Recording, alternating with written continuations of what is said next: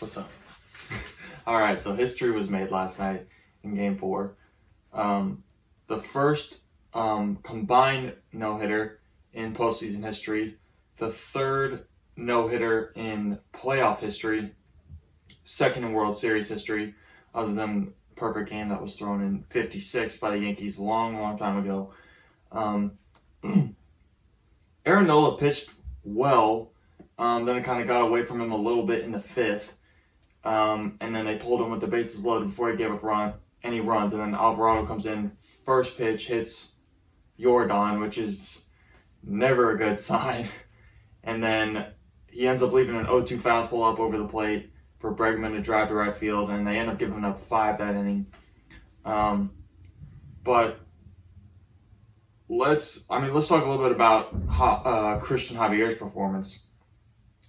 So his stats in the postseason, he has only given up 2 hits the entire postseason in 12 2/3 innings.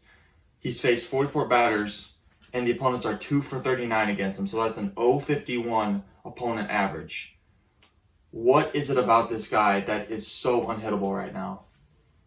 Well, everything's tunneling, right? I mean, he's a predominantly fastball slider guy. Fastballs up, the sliders breaking off of it all night last night. It looked like even when he was missing over the plate, he had Harper, Schwarber. I remember them missing a couple pitches over the plate. It seems like they were guessing, or their timing was off. So whatever he's doing, they're picking it up late. The ball's jumping, something. But he doesn't have like an overpowering fastball because he was sitting like 93 to 95. But when he was throwing it up in the zone, the guys, it didn't look like they were behind it. They were just missing it. And I was listening to Mark DeRosa talk about it a little bit this morning, and he said that his ball almost gives off the illusion that it kind of rises at the end. But is that that's just how he spins the baseball, and it just... Yeah, that's just being a high spin rate guy. Yeah. That's just carry. Carry. But yeah, there were so many hitters on the Phillies last night that looked like they didn't have a clue. Yeah. Just 3 straight breaking balls to Castellanos on his first, second at bat. Yeah. 3 straight swings. And that happened a lot. So, yeah. But I would just like to address this very important issue, okay? What did I say yesterday? You talking about the score? What did I say? You guessed the winning team score 3 times in a row. That's right. But you haven't guessed who's won. You guessed the score of the winning team. I guessed who's won. I said Astros yesterday. Well, no. I said Phillies game 3. I missed game 2, but I got game 1. Right. I've gotten the winning team score right 3 times. Yeah. I also said Javier's going to go 7 scoreless. He went 6. He went 6 scoreless. I think you said 1 run he would give up. I'm pretty sure. Actually, I'm pretty sure I said he was going to throw a no-hitter. Oh, really? I'm pretty sure. No. But yeah. But we also talked about too that with the type of pitcher that Javier is, coming off a night facing the McCullers, that he could kind of be a really big change of pace and kind of throw. You'd be a mix-up for the Phillies. Yeah. And it looked like. Do you think that with how the Phillies struggled to hit him, that part of had to play a part in them facing McCullers the night before? Yeah, I think it was kind of a perfect storm. It was the change in what they were seeing, right? A bunch of breakers, and then hard fastball, hard slider, combined with, it was a must-win pretty much for the Astros. Combined with, when your team's really hot all at the same time, sometimes you're gonna get cold at the same time too.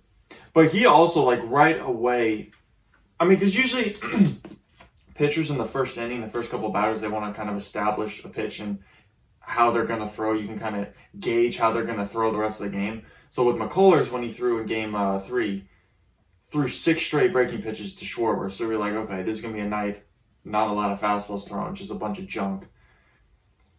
Javier came in and challenged Schwarber in with the fastball right away. And Schwarber is a guy who can hit the inside pitch well. So I think he established what he wanted to do early, and he did it well, and just continued rolling the rest of the game, and the Phillies just couldn't get anything going. Yeah, Javier didn't change the way he was pitching throughout the game. It was the same thing. So, just a lack of adjustments on the Phillies' offense and a good job executing. Okay, do you think that game, because it seemed like after game 3, just the Phillies had so much momentum. Now, I mean, coming off a game where you hit 5 homers in one game off the same pitcher, which never been done before, straight to getting no hit the very next day. Do you think a game like Game 4 changes the momentum of the series and potentially the outcome? I don't think so. I think it just evens the playing field. This is kind of what I said yesterday.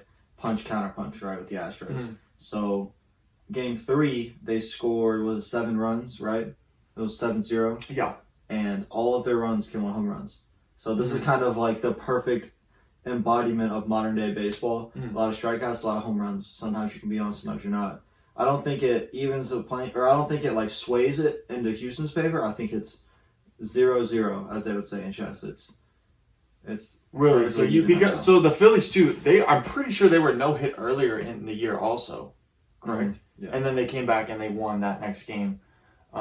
So they've proven at least once in very recent memory that they can kind of forget very quickly about the previous day. And did you see what Schwarber said after the game? I didn't actually know. They asked him, a really loaded question from the reporter. He was like, "How does it feel to be a part of history of a no-hitter?" And he said, "I really don't give a shit." So, I think there's too many veterans in the Phillies clubhouse and too many guys with that strong attitude, like Castellanos, Harper, Schwarber. I don't think they care. I gotcha. Do you think, okay, so if it goes Game 7, do you think Javier would be lined up? They would line him up to throw, or would it be Valdez? I'm not sure. I don't know, man. Right now, I'm wanting Javier to. He might be lined up. That would be. Would that be 1 day short rest? I think it'd be 1 day short rest. I think they throw Javier.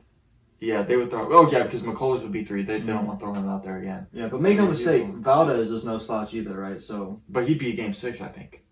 Would he be? He was the number 2 guy. He threw after Verlander, so yeah, he'd go Game 6.